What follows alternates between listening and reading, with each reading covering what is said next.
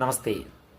ഈ വരുന്ന നിലമ്പൂരിലെ ഉപതെരഞ്ഞെടുപ്പിൽ ഞാനും മത്സരിക്കുന്നവരും എല്ലാ നല്ലവരായ വോട്ടർമാരെയും ഞാൻ അറിയിച്ചുകൊള്ളുകയാണ്.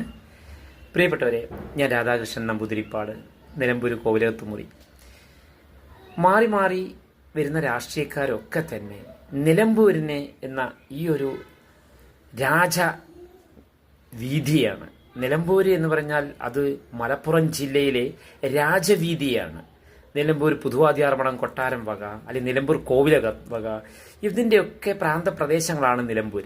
എന്നാൽ പഴയകാലത്തെയുള്ള ഞങ്ങളുടെ പൂർവികരായ ആളുകളുടെ അശ്രദ്ധ കൊണ്ട് ഈ നാട്ടിലെ പാവപ്പെട്ട ആദിവാസി മേഖലയിലെ ജനങ്ങൾക്ക് ഇന്നും തീരാ ദുരിതമാണ്. ശരിക്കും കോവിലത്തുനിന്നോ കൊട്ടാരത്തിനൊക്കെ വേണ്ട രീതിയിലുള്ള സഹായങ്ങൾ ഈ പാവങ്ങൾക്ക് ചെയ്തിരുന്നെങ്കിൽ ഇങ്ങനെ രാഷ്ട്രീയക്കാരുടെ കാല് പിടിച്ച് നടക്കേണ്ട ദുരവസ്ഥ വരില്ലായിരുന്നു.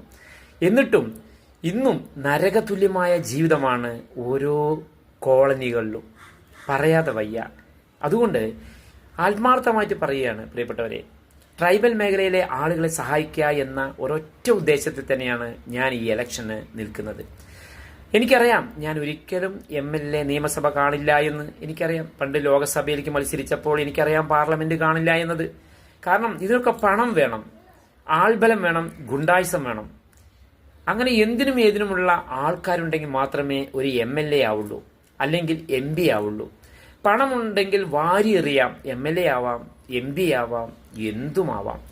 പണമില്ലാത്ത പാവപ്പെട്ടവന് വേണ്ടി ആരെങ്കിലും എന്തെങ്കിലുമൊക്കെ പറയുമ്പോൾ അതൊരു പരിഹാസ കഥാപാത്രമായി മാത്രമേ അത് രാഷ്ട്രീയക്കാരിലെ ചില ആളുകൾ എടുക്കുള്ളൂ എന്നും എനിക്കറിയാം. എന്തു ആവട്ടെ, എന്തായാലും 10-20 വർഷക്കാലം പാവപ്പെട്ട ആളുകളുടെ ഇടയിൽ മരുന്നും ഭക്ഷണവും വസ്ത്രവുമായി ഞാനിങ്ങനെ ചാരിറ്റി മേഖലയുമായി നടക്കുന്ന ഒരു അമ്പലവാസിയാണ്. അതുകൊണ്ട് തന്നെ എനിക്ക് വോട്ട് തരാൻ എല്ലാവരും മടിക്കും, അതും എനിക്കറിയാം.